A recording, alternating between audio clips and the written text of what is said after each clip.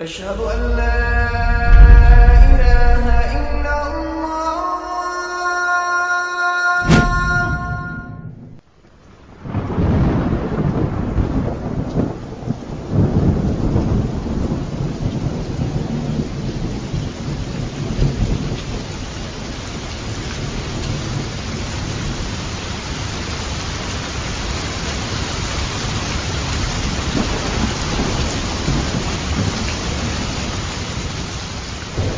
إنا أوحينا إليك كما أوحينا إلى نوح والنبيين من بعده وأوحينا إلى إبراهيم وإسماعيل وإسحاق ويعقوب والأسباط وعيسى وأيوب ويونس وهارون وسليمان وآتينا داود زبورا ورسلا قد قصصناهم عليك من قبل ورسلا لم نقصصهم عليك وكلم الله موسى تكليما رسلا مبشرين ومنذرين لئلا يكون للناس على الله حجة بعد الرسل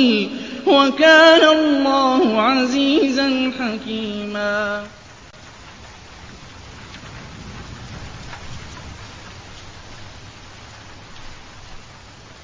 raindrops পরিবেশিত Bangla audio lecture series পথিকৃতদের পদচিহ্ন নবীদের জীবন। এই লেকচার সিরিজটি ধারাবাহিকভাবে আপনাদের সামনে তুলে ধরবে আমাদের পূর্ববর্তী নবীদের জীবন কাহিনী ও উজ্জ্বল ইতিহাস, তাদের ত্যাগ, ধৈর্য, আল্লাহর পথে সংগ্রামের গল্প এবং তাদের রেখে যাওয়া অসামান্য শিক্ষা ও আদর্শ। আলহামদুলিল্লাহ, ওয়াসসালাতু ওয়াসসালাম আলা সাইয়্যিদিনা মুহাম্মদ ওয়া আলা আলিহি ওয়া আসহাবিহি ওয়াসাল্লাম তাসলিমান কাসীরা। সাইয়্যিদিনা মূসা আলাইহিস সালামের মৃত্যুর পর ইউশা ইবনে নুন তার কাছে বনী ইসরাইলের নেতৃত্বের দায়িত্ব অর্পিত হলো। ইউশা ইবনে নুন, কুরআনে তার কথা উল্লেখ করা হয়েছে মূসা আলাইহিস সালামের খাদেম বা ভৃত্য হিসেবে। ওয়া ইয ক্বালা মূসা লিফাতাহু, তিনি ছিলেন মূসা আলাইহিস সালামের খাদেম।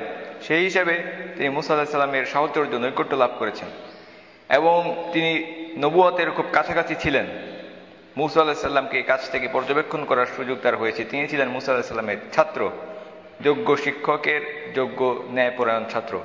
পরবর্তীতে আমরা দেখতে পাই মূসা আলাইহিস সালামের মৃত্যুর পর আল্লাহ সুবহানাহু ওয়া তাআলা ইউশা ইবনে নুন আলাইহিস সালামকে নবুয়ত দান করলেন এবং তার নবুয়তের ব্যাপারে কুরআনে উল্লেখ করা হয়নি, বরং এই বিষয়ে আমরা নিশ্চিত হয়েছি রাসূলুল্লাহ সাল্লাল্লাহু আলাইহি সাল্লামের সহিহ হাদিস থেকে। কুরআনে আল্লাহ সুবহানাহু ওয়া তাআলা ইউশা ইবনে নুন আলাইহিস সালামের নাম উল্লেখ করেননি, তবে তার প্রসঙ্গে একাধিক আয়াতে আল্লাহ সুবহানাহু ওয়া তাআলা আলোচনা করেছেন।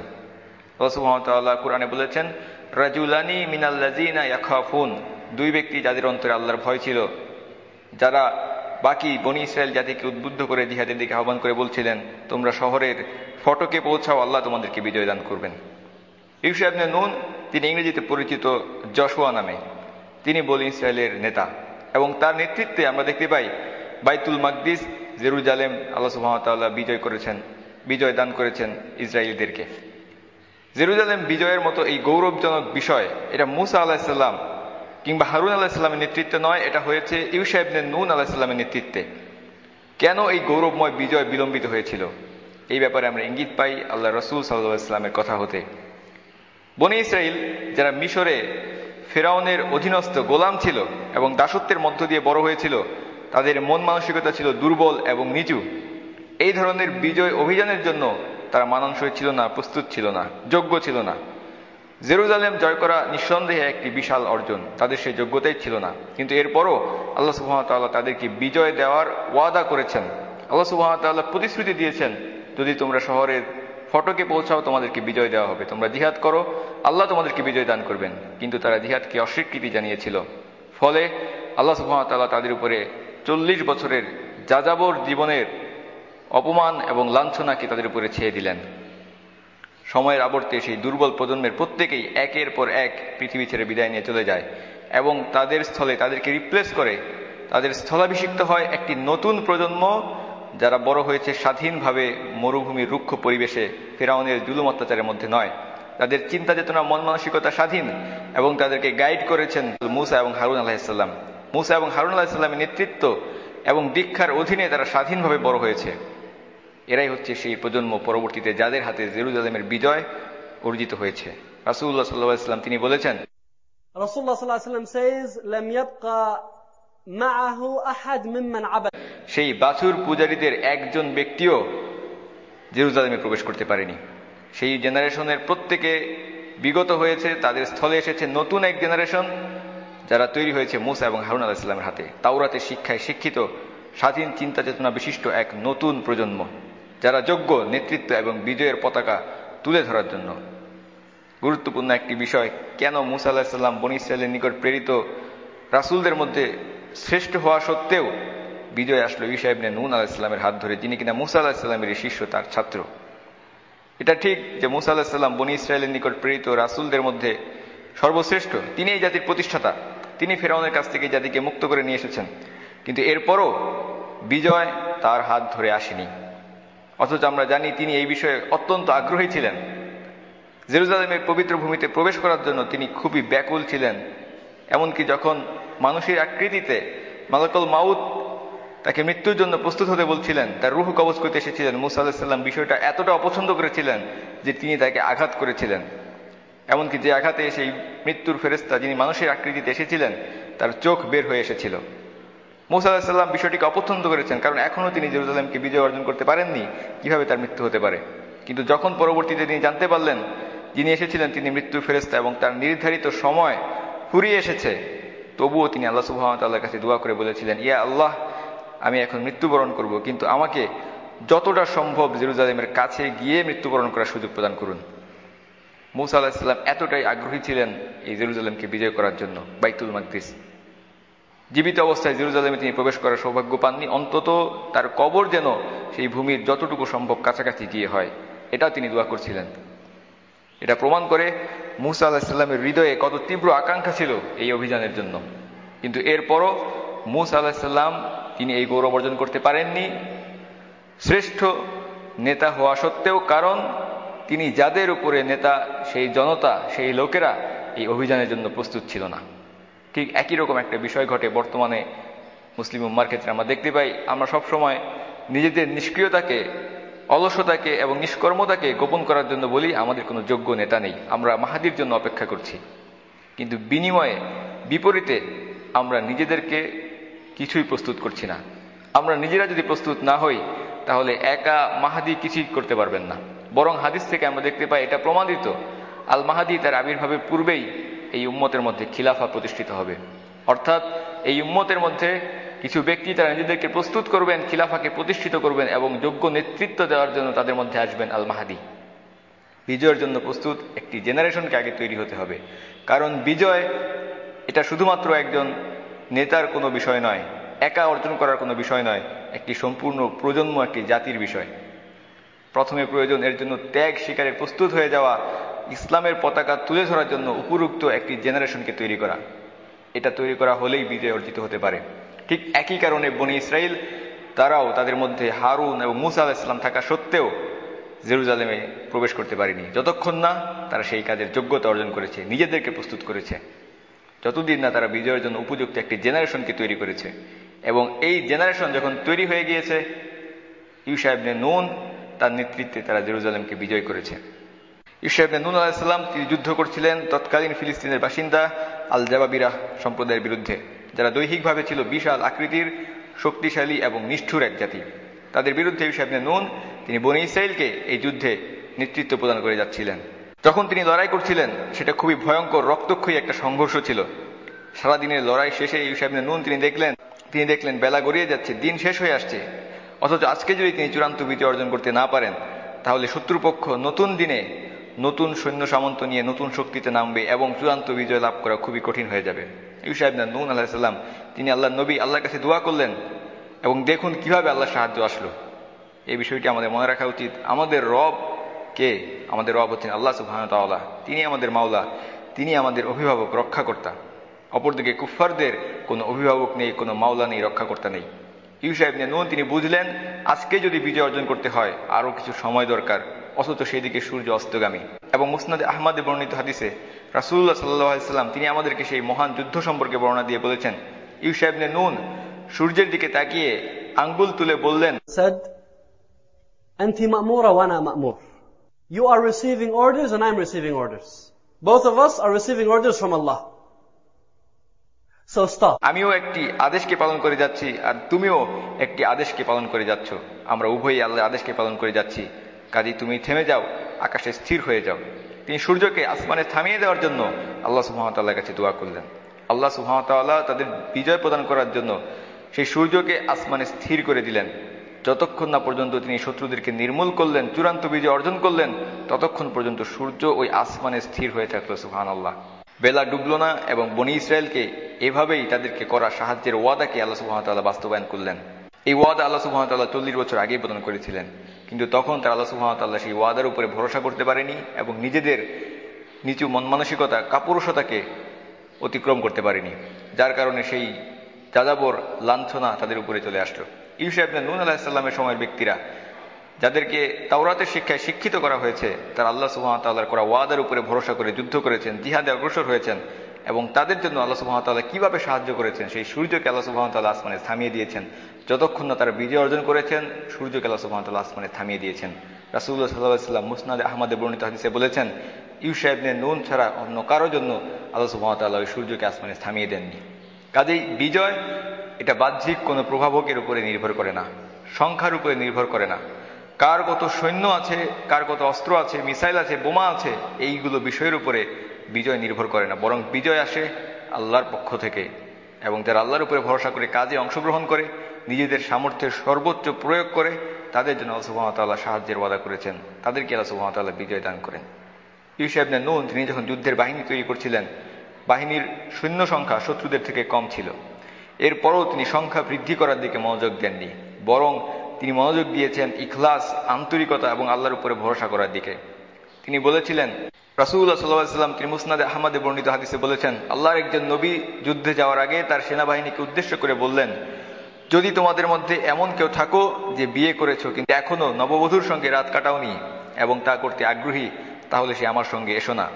আর যদি এমন কেউ থাকো যে তার দেয়াল তুলেছো কিন্তু এখনো ছাদ তুলনি, সেও আমার সঙ্গে এসো না। আর যদি এমন কেউ থাকো যে কোনো গর্ভবতী উটনি বা ছাগল ক্রয় করেছো এবং তার প্রসবের জন্য অপেক্ষা করছো, সেও আমার সঙ্গে এসো না, বিরত থাকো।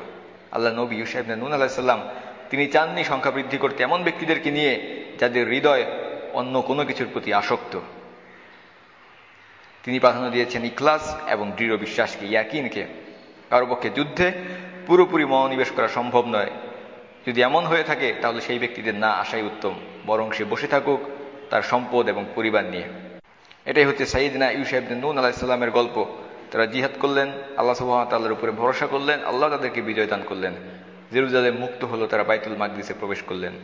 লা ইলাহা ইল্লাল্লাহ এই পতাকার নিচে, এই ব্যানারের নিচে তারা তাদের গঠিত ইসলামী রাষ্ট্রের সীমানাকে ক্রমাগত বর্ধিত করে যেতে লাগলেন এবং ক্রমাগত জিহাদ চালিয়ে যেতে লাগলেন। মুসা আলাইহিস সালাম, হারুন আলাইহিস সালামের মৃত্যু এবং পরবর্তীতে ইউশা ইবনে নুন আলাইহিস সালামের মাধ্যমে জেরুজালেম, বাইতুল মাকদিস বিজয়ের কয়েকশো বছর পর অনেকগুলো জেনারেশন চলে গেছে। ধীরে ধীরে বনী ইসরায়েলের মধ্যে প্রবেশ করেছে নানা ধরনের করাপশন। ফলে আল্লাহ সুবহানাহু ওয়া তাআলা তাদের শত্রুকে আবারও তাদের উপরে প্রাধান্য বিস্তার করার সুযোগ দিয়েছেন। এই সময়ের মধ্যে বনী ইসরায়েল ক্রমাগত একের পর এক জিহাদ চালিয়ে এসেছে। যখন শত্রুরা তাদের উপরে প্রাধান্য বিস্তার করল, ইয়াকুব আলাইহিস সালামের সন্তানেরা, ইসরায়েলের বংশধরেরা তাদের কাছে থাকা নবীর কাছে এসে অনুরোধ জানাতে লাগলো। তারা বলল, আলাম তারা ইলাল মালা'i মিন বানি ইসরাঈল মিন বা'দি মূসা إذ قالوا لنبي لهم ابعث لنا ملكا نقاتل في سبيل الله। আল্লাহ সুবহানাহু ওয়া তাআলা কুরআনে বর্ণনা করেছেন তাদের সম্পর্কে, মুসার পরে তুমি কি বনী ইসরায়েলের একটি দলকে দেখোনি যখন তারা বলেছে নিজেদের নবীর কাছে, আমাদের জন্য নির্ধারণ করে দিন একজন মালিক, একজন বাদশাহ, যার অধীনে আমরা আল্লাহর পথে যুদ্ধ করতে পারি। যিনি আল্লাহর নবী তিনি বিচক্ষণ ছিলেন, তিনি জানেন তাদের মানসিকতা সম্পর্কে। তিনি একটি প্রশ্ন করলেন, তিনি বললেন, তোমাদের প্রতিও কি এইরকম ধারণা করা যায় যে যখন লড়াইয়ের হুকুম চলে আসবে তখন তোমরা লড়াই করবে না? আল্লাহ নবী চাইলেন তাদেরকে যাচাই করে নিতে। তারা যে অনুরোধ করছে আমাদেরকে একজন যোগ্য নেতা দান করুন, আমরা তার অধীনে আল্লাহর পথে যুদ্ধ করব, নবী তাদেরকে প্রশ্ন করে যাচাই করে নিলেন, যখন সত্যি জিহাদের হুকুম চলে আসবে তখন আবার তোমরা বেঁকে বসবে না তো? তারা কি জবাব দিয়েছিল আল্লাহ সুবহানাহু ওয়া তাআলা কোরআনে সংরক্ষণ করেছেন। তারা বলেছে, قالوا وما لنا ألا نقاتل في سبيل الله وقد أخرجنا من ديارنا وأبنائنا। আমাদের কি হয়েছে যে আমরা কেন আল্লাহর পথে লড়াই করব না, অথচ আমরা বিতাড়িত হয়েছি আমাদের ঘর বাড়ি এবং সন্তান সন্ততি থেকে। এই উক্তি, এই কথা বলা যে আমরা আল্লাহর রাস্তায় জিহাদ করতে চাই, এটা বলা খুবই সহজ, এবং এই ধরনের কথা বলে এই ধরনের লোক সংখ্যায় প্রচুর। আমরা অনেক মানুষকে দেখি যারা এই ধরনের কথা বলে থাকে, কিন্তু বাস্তবে খুব অল্প সংখ্যক মানুষই নিজেদের কথাকে কাজে পরিণত করে দেখায়। খুব অল্প সংখ্যক মানুষই ময়দানে গিয়ে হাজির হয় যারা বলে আমরা আগ্রহী আল্লাহর রাস্তায় যুদ্ধ করতে। অনেকেই আল্লাহর রাস্তায় জিহাদ করবে বলে তাদের প্রতিজ্ঞার কথা ঘোষণা করে, মানুষ বাকিরা খুবই উত্তেজনা এবং উৎসাহ বোধ করে, আগ্রহ বোধ করে, কিন্তু যখন বাস্তব পরিস্থিতির সম্মুখীন হয় তারা পৃষ্ঠ প্রদর্শন করে এবং পলায়ন করে। আল্লাহ সুবহানাহু ওয়া তাআলা কুরআনে বর্ণনা করে বলেছেন, অতঃপর যখন লড়াইয়ের নির্দেশ হলো তখন সামান্য কিছু ব্যক্তি ছাড়া বাকিরা সবাই ঘুরে দাঁড়ালো। আল্লাহ সুবহানাহু ওয়া তাআলা জালেমদের সম্পর্কে ভালো করেই জানেন। সুতরাং আমরা যেন শুধুমাত্র মানুষদের কথা, ওয়াদা এবং বক্তব্যের ধোকায় না পড়ি, কারণ মুখে বলা এটি খুবই সহজ বিষয়, কষ্টের কিছু নেই, এর জন্য কোনো পরিশ্রম করতে হয় না। কিন্তু আল্লাহর রাস্তায় জিহাদ করার জন্য, যুদ্ধ করার জন্য বহু ত্যাগ, কষ্ট স্বীকার করতে হয়। এটা বলা খুবই সহজ, আমরা ইচ্ছা করলে জেরুজালেম বিজয় করতে পারবো, আমরা আক্রমণ করবো, ইহুদিদেরকে ধ্বংস করে দেব। এই কথা বলা খুবই সহজ, কিন্তু এর জন্য নিজেদেরকে প্রস্তুত করা, ত্যাগ স্বীকার করা, বিশেষ করে একটি দীর্ঘ সময় ধরে লং টার্ম বা দীর্ঘ মেয়াদে জিহাদের জন্য নিজেদেরকে প্রস্তুত করা, ত্যাগ স্বীকারের মানসিকতাকে ধরে রাখা, এটা সহজ কোনো বিষয় নয়। এই দীর্ঘমেয়াদী ত্যাগ তিতিক্ষা, এটাই হচ্ছে সত্যিকারের জিহাদ। জিহাদ শুধুমাত্র এককালীন কোনো একটি ত্যাগ স্বীকারের বিষয় নয়, বরং লম্বা সময় ধরে এই ত্যাগ স্বীকার করার মানসিকতাকে ধরে রাখা, এটাই হচ্ছে জিহাদ। এবং ঠিক এই জায়গাতে এসেই অধিকাংশ মানুষ নিজেদের ব্যর্থতাকে প্রকাশ করে। আপনাকে যদি বলা হয় এককালীন কোনো একটি বিশেষ ঘটনায় ত্যাগ স্বীকার করার জন্য, আপনি হয়তো একটি জ্বালাময়ী খুতবা প্রদানের মাধ্যমে আশেপাশের পরিবেশকে গরম করে তুলবেন, মানুষদেরকে উত্তেজিত করে তুলবেন, কিন্তু পরবর্তী দিন দেখা যাবে সবকিছু আবার আগের মতো হয়ে গেছে। কোনো একটি বিষয়ে দান করার জন্য আপনি হয়তো নিদর্শন স্থাপনের জন্য, উৎসাহ করার জন্য এত বেশি পরিমাণে দান করলেন, মানুষ আশ্চর্য হয়ে যাবে, কিন্তু এটা একবার হতে পারে। পরবর্তী দিন, পরবর্তী সপ্তাহে, পরবর্তী মাসে ধারাবাহিকভাবে এই কাজ করে যাওয়া, এটা সহজ কোনো বিষয় নয়। কাজেই যখন ধারাবাহিকতা রক্ষা করে দীর্ঘমেয়াদী জিহাদের বিষয় চলে আসে, মানুষ সেখানে হার মানে নতি স্বীকার করে। বনী ইসরায়েলের লোকেরা এর আগে তারা অবাক হয়ে বলছিল, কেন আমরা আল্লাহর রাস্তায় জিহাদ করব না, কেন আমরা যুদ্ধ করব না, যখন কিনা আমাদেরকে আমাদেরই ঘরবাড়ি থেকে, আমাদের সন্তানদের কাছ থেকে বহিষ্কার করে দেওয়া হয়েছে। অথচ যখন তাদের কাছে আল্লাহর পক্ষ থেকে লড়াই করার আদেশ চলে আসলো, তখন তারা পিছু টান দিল। অথচ সেই মুহূর্তে আর পেছনে ফিরে যাওয়ার কোনো সুযোগ নেই, কারণ আল্লাহ সুবহানাহু ওয়া তাআলার কাছে, আল্লাহ সুবহানাহু ওয়া তাআলার নবীর মাধ্যমে আল্লাহ সুবহানাহু ওয়া তাআলার কাছে যে অনুরোধ তারা করেছিল, আল্লাহ সুবহানাহু ওয়া তাআলা সেটাকে পূরণ করেছেন। তাদের আরজি মোতাবেক তাদের নিকট একজন যোগ্য নেতাকে প্রেরণ করেছেন। কিন্তু যারা আগে অজুহাত দিচ্ছিল আমাদের যোগ্য নেতা নেই, তাদের কাছে যখন যোগ্য নেতা চলে আসলো, তখন তারা নতুন অজুহাতকে পেশ করতে আরম্ভ করলো। আল্লাহ সুবহানাহু ওয়া তাআলা কুরআনে সংরক্ষণ করেছেন, আল্লাহ সুবহানাহু ওয়া তাআলা বলেছেন, আর তাদেরকে তাদের নবী বললেন, قال لهم نبيهم إن الله قد بعث لكم طالوت ملكا قالوا أنى يكون له الملك علينا ونحن أحق بالملك منه ولم يؤت سعة من المال। নিশ্চয়ই আল্লাহ তালুতকে তোমাদের জন্য মালিক, তোমাদের বাদশাহ, তোমাদের নেতা সাব্যস্ত করেছেন। তারা বলতে লাগলো, এটা কি করে সম্ভব যে তালুতের শাসন চলবে আমাদের উপরে, অথচ রাষ্ট্র ক্ষমতা পাওয়ার ক্ষেত্রে তার চেয়ে আমাদেরই অধিকার বেশি, আর সে তো সম্পদের দিক থেকেও সচ্ছল নয়। নবী বললেন, নিশ্চয়ই আল্লাহ তাকে তোমাদের উপরে পছন্দ করেছেন, আল্লাহ তাকে মনোনীত করেছেন, তোমাদের উপরে পছন্দ করেছেন, বাছাই করেছেন, এবং দিয়েছেন প্রাচুর্য, স্বাস্থ্য এবং জ্ঞানের দিক থেকে। বস্তুত আল্লাহ যাকে ইচ্ছা তাকেই রাজ্য ক্ষমতা দান করেন। আল্লাহ হচ্ছেন অনুগ্রহ দানকারী, সমস্ত বিষয়ে অবগত। তাদের নবী তাদেরকে বললেন, বনী ইসরায়েলের যে নবী তাদের মধ্যে ছিলেন, তিনি বললেন, আল্লাহ তোমাদের জন্য নির্বাচন করেছেন তালুতকে। অথচ তারা তাদের নবীর সঙ্গে তর্ক জুড়ে দিল, যারা কিনা কিছু মুহূর্ত আগেই কিছুদিন আগেই আল্লাহ রাস্তায় যুদ্ধ করার জন্য দৃঢ় প্রতিজ্ঞাবদ্ধ ছিল, বিস্ময় প্রকাশ করছিল কেন আমরা যুদ্ধ করব না। অথচ যখন তাদের কাছে এই জিহাদের বিষয় চলে আসলো, যোগ্য নেতা চলে আসলো, তারা বলল এই ব্যক্তিকে আমরা আমাদের নেতা হিসেবে গ্রহণ করতে চাই না। কেন চাই না? তারা দুইটি অজুহাত দাঁড় করালো। প্রথম অজুহাত, এই ব্যক্তির থেকে আমাদের এই রাষ্ট্র ক্ষমতা পাওয়ার হক বেশি, অর্থাৎ তিনি আমাদের মতো উচ্চ বংশীয় নন, সম্ভ্রান্ত কোনো পরিবারের ব্যক্তি নন, বর্ণবাদ এবং গোত্রপ্রীতি। দ্বিতীয়ত বিষয়, তিনি সম্পদশালী নন, সম্পদের দিক থেকে তিনি সচ্ছল কোনো ব্যক্তি নন। তাদের যুক্তি, কিভাবে তিনি নেতা হতে পারেন যদি না তিনি কোনো উঁচু বংশের সন্তান হন, আর কিভাবে তিনি রাজা হতে পারেন যখন কিনা তার সম্পদের প্রাচুর্য আধিক্য নেই। বনি ইসরায়েলের এই মানসিকতা এখনো পর্যন্ত আজকের অভিশপ্ত ইহুদি জাতি তারা ধরে রেখেছে। তারা বলে আমরাই হচ্ছি ঈশ্বরের নির্বাচিত জাতি, গডস চুজেন পিপল, আর বাকি মানুষেরা তারা হচ্ছে সব জেন্টাইল, নিচু জাত। দ্বিতীয় যে অজুহাত তারা দাঁড় করিয়েছিল, এটা হচ্ছে অর্থ সম্পদ। তাদের কাছে সাফল্য কিংবা ব্যর্থতার মানদণ্ড বা সূচক হচ্ছে অর্থ সম্পত্তি।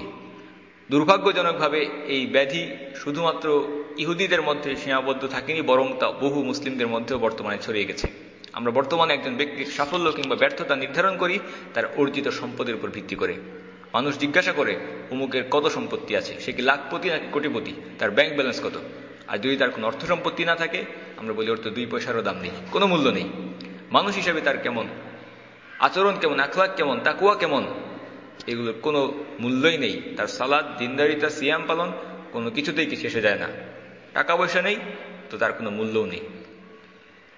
কিন্তু আল্লাহ নবী, তিনি তাদেরকে শিক্ষা দিলেন এটা সঠিক বিষয় নয়।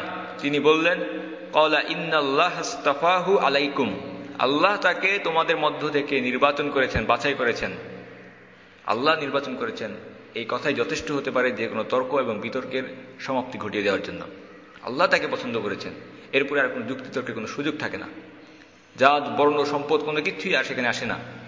আল্লাহ যদি কোনো কিছুকে ঠিক করে থাকেন, সেটা মেনে নেওয়া ছাড়া আমাদের কোনো অপশন বা সুযোগ আর নেই। কিন্তু লক্ষণীয় বিষয়, কেন আল্লাহ সুবহানাহু ওয়া তাআলা তাকে তাদের উপরে শ্রেষ্ঠত্ব দান করলেন, নেতা মনোনীত করলেন?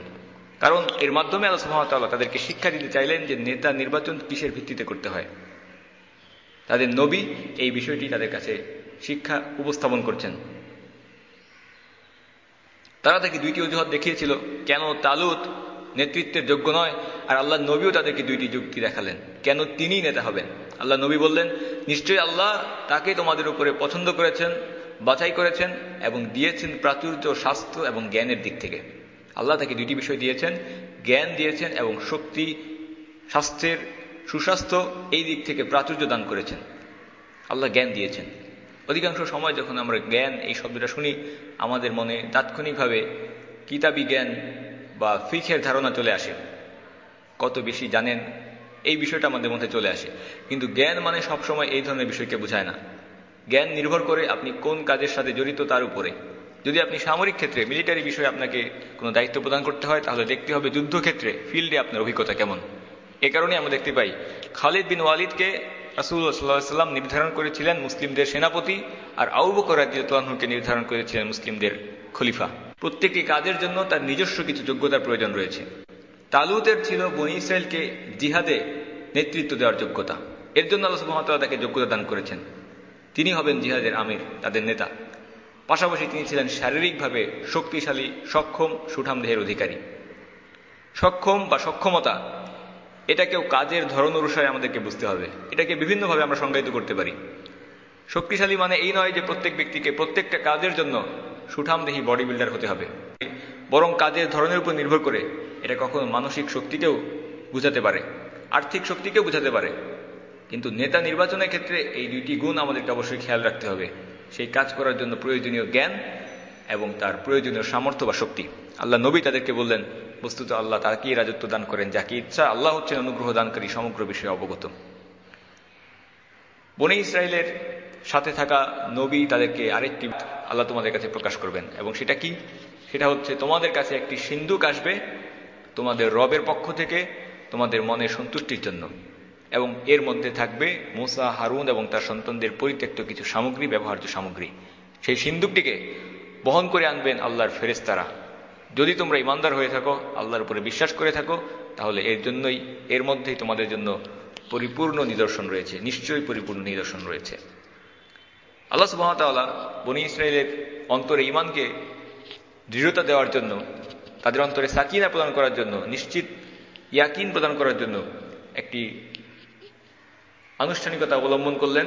তালুতের নেতৃত্ব যখন তিনি লাভ করবেন, তিনি যখন তাদের উপরে রাজা হিসেবে নির্বাচিত হবেন, সেই সময়ে মূসা আলাইহিস সালাম, হারুন আলাইহিস সালাম এবং তার পরবর্তী বংশধরদের কিছু পরিত্যক্ত ব্যবহার্য সামগ্রী, যা একটা সিন্ধুকে সংরক্ষিত ছিল, যেটা পরবর্তীতে বনী ইসরাইল তারা হারিয়ে ফেলে, তাদের উপরে অন্যান্য জাতিগুলো আক্রমণ করে সেটাকে লুট করে নিয়ে যায়, সেই সিন্ধুককে আবার তাদের কাছে ফিরিয়ে দেওয়া হবে। এবং এটাই হচ্ছে একটি নিদর্শন তালুতের নেতৃত্বের। আল্লাহ সুবহানাহু ওয়া তাআলা বলেছেন, সেই সিন্ধুককে বহন করে আনবে ফেরেশতারা, যেন এর মাধ্যমে তাদের মধ্যে বিস্ময় জাগে এবং হারানো বিশ্বাস তাদের মধ্যে ফিরে আসে, এবং যেন তারা তালুতের প্রতি আস্থা রাখতে পারে। এই জন্য এই বিশেষ আনুষ্ঠানিক প্রক্রিয়ার মাধ্যমে আল্লাহ সুবহানাহু ওয়া তাআলা তালুতকে রাজা হিসেবে প্রতিষ্ঠা দান করলেন। আর তাবুত যা মূলত একটা সিন্ধুক। এবং বনী ইসরায়েলের লোকেরা তাদের পূর্বপুরুষের এই ব্যবহার্য সামগ্রীকে নিজেদের জন্য বারাকা বা আশীর্বাদ হিসেবে দেখত। তারা এগুলোর মাধ্যমে বরকত লাভ করতে চাইত, কারণ এগুলো ছিল আল্লাহ সুবহানাহু ওয়া তাআলার আম্বিয়া বা নবী রাসূলদের ব্যবহার্য সামগ্রী। যে সময়ের কথা আমরা আলোচনা করছি, তালুতের সময়ে এবং এর আগে মূসা আলাইহিস সালাম, মধ্যবর্তী কয়েকশো বছরের ব্যবধান, অনেকগুলো জেনারেশনের ব্যবধান।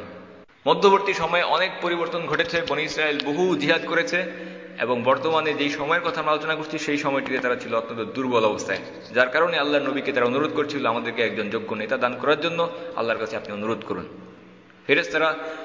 আল্লাহর ফেরেশতারা তাদেরকে তাদের অন্তরে প্রশান্তি দেওয়ার জন্য এই নিদর্শনকে তাদের সামনে এনে হাজির করলেন। আল্লাহ সুবহানাহু ওয়া তাআলা যাকে কুরআনে সাকিনা বা প্রশান্তি হিসেবে সম্বোধন করেছেন, যা তাদের মনকে প্রশান্ত করলো, শান্ত করলো এবং স্বস্তি প্রদান করলো। তালুত এই আনুষ্ঠানিকতার মাধ্যমে রাজা হলেন। তালুত তার যে মূল দায়িত্ব, মূল কাজ, সেই সেনাবাহিনীকে তিনি করে তুলতে লাগলেন। বনী ইসরায়েলদের বাকিদের থেকে নিজেকে এবং তার সৈন্য বাহিনীকে পৃথক করলেন। পেছনে পড়ে থাকলো শুধুমাত্র নারী, শিশু এবং বৃদ্ধরা। আল্লাহ সুবহানাহু ওয়া তাআলা কুরআনে বলেছেন, অতঃপর তালুত যখন তার সৈন্য দল নিয়ে বের হলো, তখন বলল, নিশ্চয়ই আল্লাহ তোমাদেরকে পরীক্ষা করবেন একটি নহরের মাধ্যমে, একটি নদীর মাধ্যমে, এবং যে ব্যক্তি সেই নদীর পানি পান, কিন্তু যে লোক সামান্য এক হাতের আজলা ভরে সামান্য কিছুটা খেয়ে নেবে, তার দোষ তেমন গুরুতর হবে না, সেও আমাদের অন্তর্ভুক্ত। আল্লাহ সুবহানাহু ওয়া তাআলা পরবর্তী ঘটনা বর্ণনা করে বলছেন, অতঃপর সবাই পান করলো সে পানি, অল্প কিছু মানুষ ছাড়া। তালুত যখন সেই নহর বা নদীকে অতিক্রম করলো, তার সৈন্যবাহিনীর সঙ্গে অতিক্রম করে যাওয়ার পর তার সঙ্গে ছিল মাত্র অল্প কিছু ঈমানদার। তারা বলতে লাগলেন, আজকের দিনে জালুত এবং তার সেনাবাহিনীর সঙ্গে যুদ্ধ করার শক্তি আমাদের নেই। অপরদিকে যাদের ধারণা ছিল যে অবশ্যই তাদেরকে একদিন আল্লাহর সামনে উপস্থিত হতে হবে, তারা বারবার বলতে লাগলেন, কত সামান্য দল, কত বিরাট দলের মোকাবেলায় বিজয়ী হয়েছে আল্লাহর হুকুমে। قال الذين يظنون أنهم ملاقو الله كم من فئة قليلة غلبت فئة كثيرة بإذن الله والله مع الصابرين। নিশ্চয়ই আল্লাহ সবরকারীদের সঙ্গেই রয়েছেন। তালুত তার সেনাবাহিনী নিয়ে বের হয়ে গেলেন, বনী ইসরায়েল জাতিকে পেছনে ফেলে, নারী, শিশু, বৃদ্ধদেরকে পেছনে ফেলে। তালুত তার সৈন্যবাহিনীকে নিয়ে এগিয়ে যাচ্ছেন। একজন মুফাসসিরিন উল্লেখ করেছেন, এই সৈন্যবাহিনীর সংখ্যা ছিল ৮০,০০০ সৈন্য, ৮০,০০০ পুরুষ, ৮০,০০০ যোদ্ধা, ৮০,০০০ যোদ্ধা। কিন্তু তালুত, তিনি একজন যোগ্য নেতা, তিনি সংখ্যাকে প্রাধান্য দিচ্ছেন না। তিনি জানতেন যুদ্ধ বিজয়ের জন্য কোন বিষয়টি প্রয়োজন, কারণ যুদ্ধে বিজয় আসে আল্লাহর পক্ষ থেকে, এবং তিনি জানেন আল্লাহ কোন বিষয় দেখে বিজয় প্রদান করেন। তিনি জানতেন তার জন্য সামনে যা অপেক্ষা করছে, এর জন্য চাই লৌহ কঠিন দৃঢ় সংকল্প, প্রচণ্ড ধৈর্য এবং মানসিক শক্তি।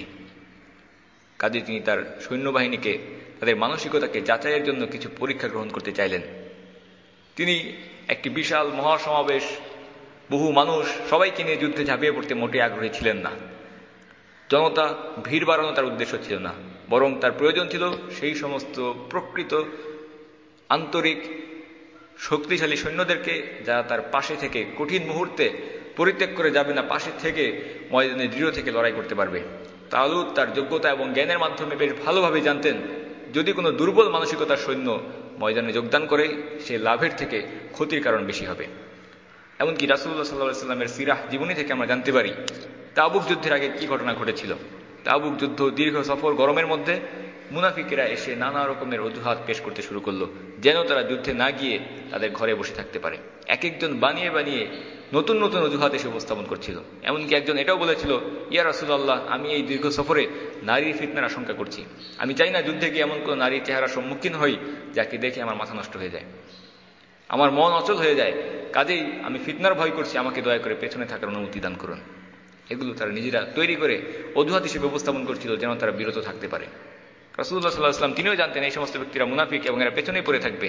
আল্লাহ সুবহানাহু ওয়া তাআলা কুরআনে এদের সম্পর্কে বলেছেন, ولو أرادوا الخروج لأعدوا له عدة ولكن كره الله بعاثهم فثبطهم وقيل اقعدوا مع القاعدين। যদি তারা বের হওয়ার দৃঢ় সংকল্প গ্রহণ করত, দৃঢ় প্রতিজ্ঞাবদ্ধ হতো, অবশ্যই এর জন্য কিছু সরঞ্জাম প্রস্তুত করত, নিজেদেরকে তৈরি করত, কিন্তু তাদের উত্থান আল্লাহর পছন্দ নয়, কাজে আল্লাহ তাদেরকে নিবৃত্ত করে রাখলেন এবং আদেশ হলো তোমরা বসে থাকো বসে থাকা লোকেদের সঙ্গে। তাদের মধ্যে আন্তরিকতা ছিল না, তারা লড়াইয়ের প্রতি মোটেই আগ্রহী ছিল না, কাজেই তারা নিজেরা বানিয়ে মিথ্যা অজুহাত এই সমস্ত বিষয়গুলোকে উপস্থাপন করছিল। বিপরীতে যদি তারা সত্যি আন্তরিক হতো, সত্যবাদী হতো, আল্লাহ বলছেন অবশ্যই তারা কিছু প্রস্তুতি গ্রহণ করত, সরঞ্জাম প্রস্তুত করত, নিজেদেরকে প্রস্তুত করত, শেষ মুহূর্ত পর্যন্ত তারা অপেক্ষা করতো না। কিন্তু তারা শেষ মুহূর্ত পর্যন্ত বিলম্ব করেছে এবং যখন সময় এসে উপস্থিত ঠিক সেই মুহূর্তে এসে বলেছে আমি এখনো প্রস্তুত হইনি, আমার এই কাজটা বাকি, এখনো সেই কাজটা শেষ করতে পারিনি। আল্লাহ চাইলেন না এই সমস্ত ব্যক্তিরা বের হোক, কিন্তু কেন? অন্যত্র আল্লাহ সুবহানাহু ওয়া তাআলা বলেছেন যদি তারা তোমাদের সঙ্গে বের হতো তাহলে তোমাদের ক্ষতি বৃদ্ধি করা ছাড়া আর কিছুই করতো না, ঘোড়া ছুটাতো তোমাদের মধ্যে বিভেদ সৃষ্টির উদ্দেশ্যে। যখন যুদ্ধ ভয়াবহ আকার ধারণ করে, ময়দান উত্তপ্ত হয়ে ওঠে, তখন এই সমস্ত হাফ হার্টেড মানুষেরা কোনো কাজেই আসে না। দেখা যেত যুদ্ধক্ষেত্রে সহযোদ্ধাকে সাহায্য করার পরিবর্তে, তার মনোবলকে চাঙ্গা করার পরিবর্তে তারা উল্টো মুসলিমদের মধ্যে বিভক্তি এবং ভীতির সৃষ্টি করত। তারা বলতো চলো এসব বাদ দিয়ে পালিয়ে বাঁচি। কাজে আল্লাহ সুবহানাহু ওয়া তাআলা তিনি চাননি এই সমস্ত ভগ্ন মন মানসিকতার ব্যক্তিরা যুদ্ধে এসে মুসলিমদের দুর্বলতা সৃষ্টি করুক, কাজেই তাদেরকে বসে থাকা ব্যক্তিদের মধ্যে আল্লাহ সুবহানাহু ওয়া তাআলা অন্তর্ভুক্ত করে দিলেন। তালুত, যাকে আল্লাহ সুবহানাহু ওয়া তাআলা যোগ্যতা দান করেছেন যুদ্ধে নেতৃত্ব দেওয়ার জন্য, যাকে আল্লাহ সুবহানাহু ওয়া তাআলা নেতা নির্বাচন করেছেন বনী ইসরাঈলের জন্য, তিনিও এই বিষয়টি সম্পর্কে খুব ভালোভাবে জানতেন। কাজেই তিনি চাননি এই সমস্ত ব্যক্তিরা এসে সমস্যা সৃষ্টি করুক, তিনি সংখ্যা বৃদ্ধি করার দিকে আগ্রহী ছিলেন না। হুনাইনের যুদ্ধ সম্পর্কে আমরা বলতে পারি, মক্কা বিজয়ের পর এই যুদ্ধ সংগঠিত হয়েছিল। মক্কা বিজয়ের পরে বহু ব্যক্তি দলে দলে তারা ইসলাম গ্রহণ করতে শুরু করলো, বহু ব্যক্তি মুসলিম হয়েছে। সেই সময় মুসলিমদের যে বাহিনী যুদ্ধের জন্য গঠিত হলো সেটাই হচ্ছে আল্লাহ রাসূল সাল্লাল্লাহু আলাইহি ওয়াসাল্লামের গঠিত সর্ববৃহৎ সেনাবাহিনী, প্রচুর সৈন্য। সংখ্যা থেকে একজন সাহাবী তিনি বলেছেন আমরা আজকের দিনে সংখ্যার কারণে কখনোই পরাজিত হব না, সংখ্যায় আমরা বহু এগিয়ে আছি। এই যুদ্ধের সৈন্য সংখ্যা আমাদের জন্য অন্তত চিন্তার কোনো বিষয় হবে না, কত সুবিশাল সেনাবাহিনী না আমাদের পক্ষে। কিন্তু আমরা জানি পরবর্তীতে কি ঘটেছিল হুনাইনের যুদ্ধে। যুদ্ধের প্রথম ধাক্কাতেই শত্রুপক্ষের প্রথম আক্রমণের ধাক্কা সামলাতে না পেরে যে যেদিকে পেরেছে চতুর্দিকে ছুটিয়ে পালিয়েছিল।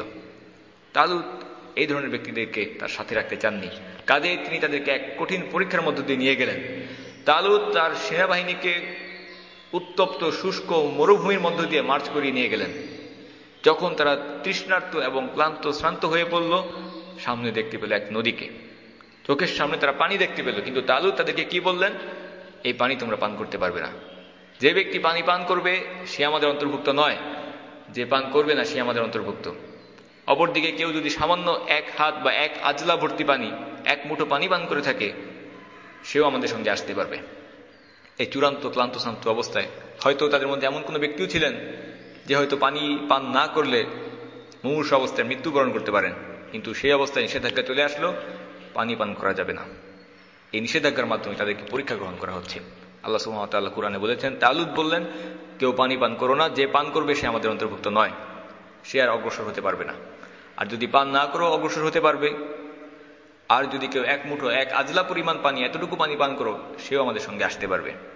শেখ আনোয়ার তিনি বলেন অবস্থাটা এমনই ছিল যে সেখানে হয়তো একেবারে কিছুই পানি খাওয়া যাবে না, আর যদি খেতে হয় সামান্য এক আজলা এক হাত পরিমাণ পানি পান করা যাবে।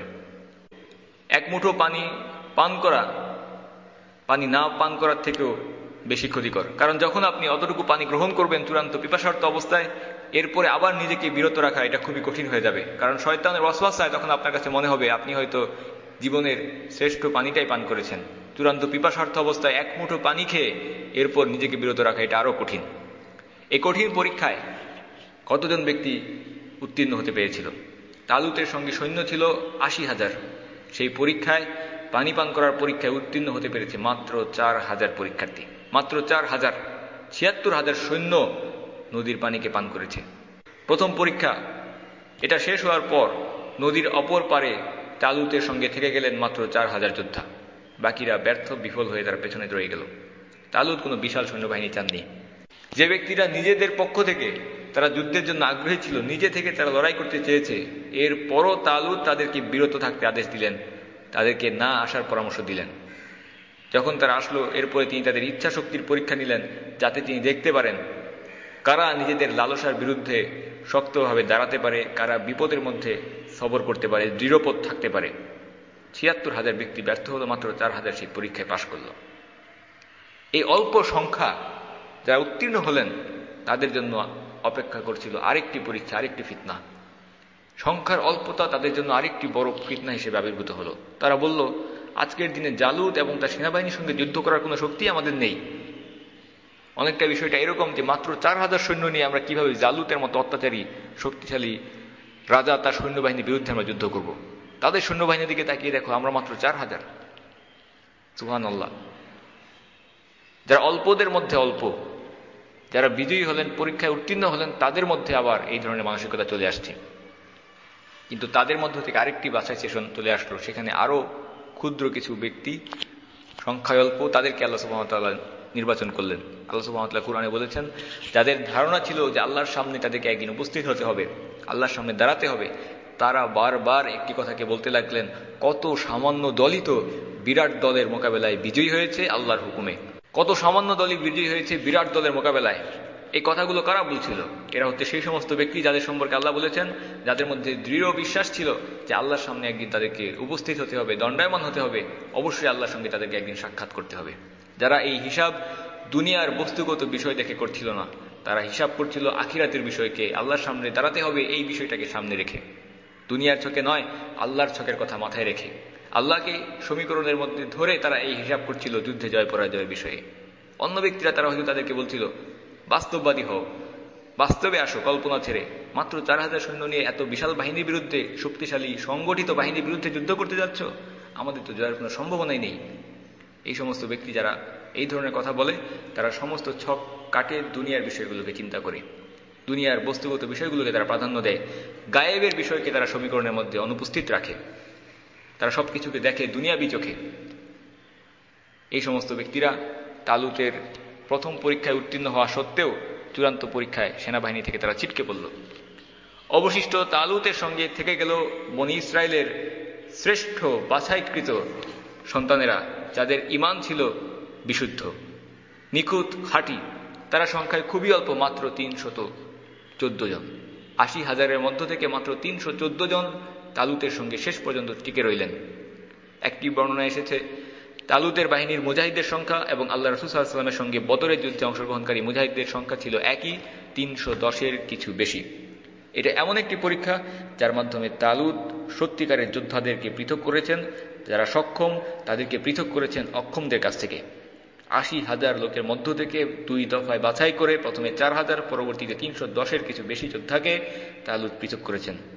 এই সমস্ত ব্যক্তিরা যখন চূড়ান্ত প্রস্তুতি গ্রহণ করলেন, তাদের সম্পর্কে আল্লাহ সুবহানাহু ওয়া তাআলা কুরআনে বর্ণনা করে বলেছেন, وَلَمَّا بَرَزُوا لِجَالُوتَ وَجُنُودِهِ قَالُوا رَبَّنَا أَفْرِغْ عَلَيْنَا صَبْرًا وَثَبِّتْ أَقْدَامَنَا وَانصُرْنَا عَلَى الْقَوْمِ الْكَافِرِينَ। আর যখন তালুত ও তার সৈন্যবাহিনী শত্রু দলের সম্মুখীন হলেন, তারা বলতে লাগলেন, হে আমাদের রব, আমাদের মনে সবর সৃষ্টি করে দাও, আমাদেরকে দৃঢ়পদ রাখো এবং আমাদেরকে সাহায্য করো এই কাফের সম্প্রদায়ের বিরুদ্ধে। জালুতের মুখোমুখি হওয়ার পূর্বে, ময়দানে যাওয়ার পূর্বে তালুত তার সৈন্যবাহিনীকে নানাভাবে পরীক্ষা করেছেন, এটা দেখার জন্য কারা প্রকৃত ধৈর্যশীল, শক্তিশালী এবং চূড়ান্ত বদ্ধপরিকর। কিন্তু যখন তারা জালুতের মুখোমুখি হলেন, তখন আর কোনো ধৈর্যের পরীক্ষা নয়, শক্তির পরীক্ষা নয়, প্রতিজ্ঞা নয়, সব কিছুকে দূরে সরিয়ে ফেলে একমাত্র আল্লাহর কাছে তারা নিজেদেরকে চূড়ান্তভাবে সমর্পণ করে দিলেন। যুদ্ধের জন্য হাতিয়ারের প্রয়োজন রয়েছে, প্রয়োজন মাফিক নানা রকম হাতিয়ারকে ব্যবহার করতে হয়, কিন্তু সেগুলো হচ্ছে যুদ্ধের আগের প্রস্তুতি। যখন আপনি যুদ্ধের ময়দানে উপস্থিত, তখন আমরা দেখতে পাই এগুলোর উপরে, এই হাতিয়ারগুলোর উপরে, কোনো আসবাবের উপরে মুসলিমরা নির্ভরশীলতা রাখেন না, তারা নির্ভর করেন একমাত্র আল্লাহর সাহায্যের উপরে। বদরের যুদ্ধে আল্লাহ রাসূল সাল্লাল্লাহু আলাইহি ওয়াসাল্লাম যুদ্ধ শুরু করার পূর্বে সবাইকে সারিবদ্ধ করে দাঁড় করালেন, দিক নির্দেশনা দিলেন, সারি ঠিক করে দিলেন, সবকিছু ঠিক করে দিলেন। কিন্তু যখন যুদ্ধ শুরু হয়ে যাওয়ার উপক্রম, তখন তিনি কি করলেন? উঁচু টিলার উপরে তিনি দাঁড়িয়ে আল্লাহর কাছে সাহায্য প্রার্থনা করতে লাগলেন। এই সময়টা মুসলিমদের পুরোপুরি দায়িত্ব আল্লাহর হাতে সমর্পণ করে দেওয়ার সময়। কাজেই সেই ক্ষুদ্র দল যারা সমস্ত বাধা বিপত্তি অতিক্রম করে ময়দানে এসে উপস্থিত, তারা যখন জালুতের সম্মুখীন হলেন, তারা বললেন, রব্বানা আফরিগ আলাইনা সাবরান, হে আমাদের রব, আমাদেরকে আপনি আবৃত করুন, আমাদেরকে ঢেকে দিন সবরের মাধ্যমে। ওয়াসাব্বিত আকদামানা, আমাদের কদমগুলোকে দৃঢ় রাখুন, মাটিতে জমিয়ে রাখুন, আমাদেরকে সাহায্য করুন। ওয়ানসুরনা আলাল কওমিল কাফিরিন, কাফের সম্প্রদায়ের বিরুদ্ধে।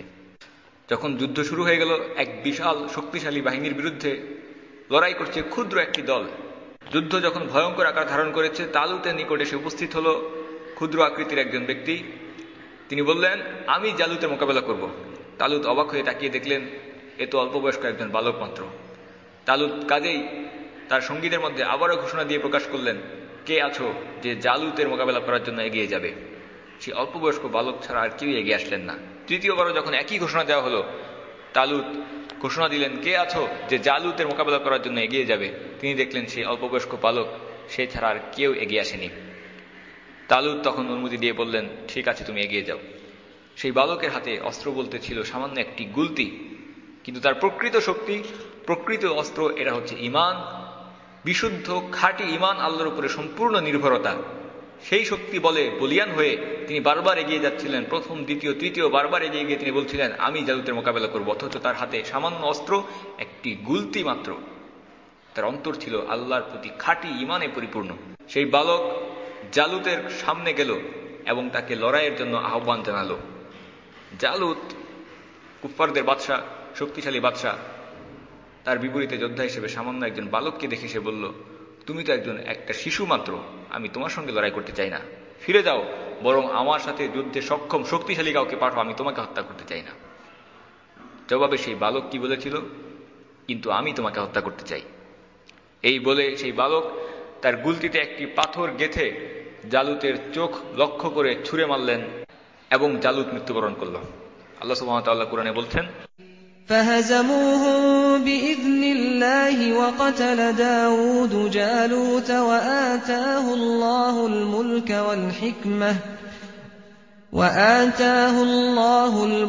والحكمة وعلمه مما يشاء। এরপর ঈমানদাররা আল্লাহর হুকুমে জালুতের বাহিনীকে পরাজিত করে দিল এবং দাউদ জালুতকে হত্যা করল। আল্লাহ দাউদকে দান করলেন রাজ্য এবং অভিজ্ঞতা, তাকে যা চাইলেন শিক্ষা দান করলেন।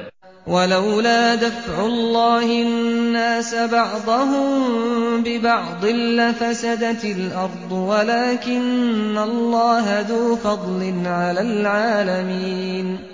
আল্লাহ সুবহানাহু ওয়া তাআলা বলছেন, আল্লাহ যদি একজনকে অপরজনের দ্বারা প্রতিহত না করে দিতেন, এই গোটা দুনিয়া বিধ্বস্ত হয়ে যেত। কিন্তু বিশ্ববাসীর প্রতি আল্লাহ সুবহানাহু ওয়া তাআলা একান্তই দয়ালু, একান্তই করুণাময়। শত্রু প্রধান জালুতকে হত্যা করার মাধ্যমে এই যুদ্ধের সমাপ্তি। তিনি হত্যা করলেন, তিনি একজন বালক, তিনি হচ্ছেন দাউদ আলাইহিস সালাম। তিনি তখনও নবুয়ত লাভ করেননি, সেনাবাহিনীর সাথে থাকা একজন ক্ষুদ্র যোদ্ধা মাত্র। তালুতের পরে তিনি হলেন বনী ইসরায়েলের রাজা, বনী ইসরায়েলের নেতা। বনী ইসরায়েল তাদের দীর্ঘদিনের লালিত স্বপ্নকে বাস্তবায়িত হতে দেখল। পুনরায় জেরুজালেমের পথ এই জিহাদের মাধ্যমে তাদের জন্য উন্মুক্ত হল। এই বিজয় দাউদ আলাইহিস সালাম এবং সুলাইমান আলাইহিস সালামের নেতৃত্বে ঘটলেও মূল বিজয় এসেছে সেই 314 জনের আমলের উপর ভর করে। ঠিক যেভাবে খিলাফা প্রতিষ্ঠিত হয়েছিল বদরের যুদ্ধে 313 জন মুজাহিদের জিহাদের মাধ্যমে। খিলাফা এভাবেই প্রতিষ্ঠা লাভ করে। মুখের কথার মাধ্যমে খিলাফা প্রতিষ্ঠা হয় না, বরং এটা প্রতিষ্ঠিত হয় ত্যাগের মাধ্যমে, রক্ত এবং ঘাম বিসর্জন দিয়ে।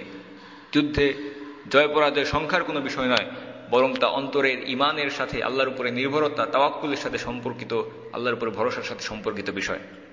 যখন বনী ইসরাইল বিজয় অর্জন করলো, এই সময়টা দাউদ আলাইহিসসালাম এবং পরবর্তীতে সুলাইমান আলাইহিসসালামের সঙ্গে যে সময়, এটা ছিল বনী ইসরাইলের জন্য সবচেয়ে সুখের, সমৃদ্ধির সময়, তাদের গোল্ডেন এজ, স্বর্ণযুগ। কিন্তু পরবর্তী ইতিহাস শুধুমাত্র তাদের অধঃপতন এবং দুর্নীতির ইতিহাস। এমনকি আম্বিয়াদের অভিশাপ তাদের উপরে অর্পিত হয়েছে, আল্লাহর নবীদেরকে তারা হত্যা করেছে। ক্রমান্বয়ে তারা পরিণত হয়েছে আল্লাহর অভিশপ্ত একটি জাতিতে, যাদের উপরে আল্লাহ ক্রোধান্বিত, তাদের উপর আল্লাহর অভিশাপ। মূসা আলাইহিসসালাম এর ঘটনাগুলো আমরা আগেই সমাপ্ত করেছি। মধ্যবর্তী ইতিহাস, ইউশা ইবনে নুন এবং তালুতের ঘটনা, এটা আমরা আলোচনা করেছি। এখনও বনী ইসরায়েলের অনেকগুলো ইতিহাস ঘটনা আলোচনা করা বাকি রয়েছে। এমনকি এই নবীদের জীবনী সিরিজের শেষ পর্যন্ত বনী ইসরায়েলের ঘটনাগুলোই বারবার আসবে, কারণ মূসা আলাইহিসসালাম পরবর্তীতে যারা নবী রাসূল এসেছেন, এমনকি ঈসা আলাইহিসসালাম পর্যন্ত, তারা প্রত্যেকেই বনী ইসরায়েলের মধ্যে এসেছেন। কাজেই আমাদের এই সিরিজের শেষ পর্যন্ত আমরা এই জাতিকে নিয়ে আলোচনা চালিয়ে যাব, কারণ পরবর্তী প্রায় সমস্ত নবী বনী ইসরায়েলের অন্তর্ভুক্ত। আল্লাহ সুবহানাহু ওয়া তাআলা এই বনী ইসরায়েল জাতিকে নবীদের জাতি, উলামাদের জাতি এভাবে তৈরি করে নিয়েছিলেন। সময়ের সেরা আলেম ব্যক্তিরা, বিজ্ঞ ব্যক্তিরা ছিলেন তাদের অন্তর্ভুক্ত। কিন্তু যখনই তারা আল্লাহর কিতাবগুলোকে পেছনে ফেলে সামনে অগ্রসর হওয়া চিন্তা করল, ঠিক সেই সময় থেকেই তাদের পতনের শুরু, এবং এক সময় তারা পরিণত হলো আল্লাহর অভিশপ্ত জাতিতে। ওয়াসাল্লাল্লাহু তাআলা আলা সাইয়্যিদিনা মুহাম্মদ ওয়া আলা আলিহি ওয়া আসহাবিহি ওয়াসাল্লাম তাসলিমান কাসীরা। রেইনড্রপস মিডিয়ার অন্যান্য প্রজেক্ট সম্পর্কে জানতে ভিজিট করুন www.raindropsmedia.org অথবা ফেসবুক পেজ www.facebook.com/raindropsmedia অথবা ইউটিউব চ্যানেল www.youtube.com/raindropsmediaorg2015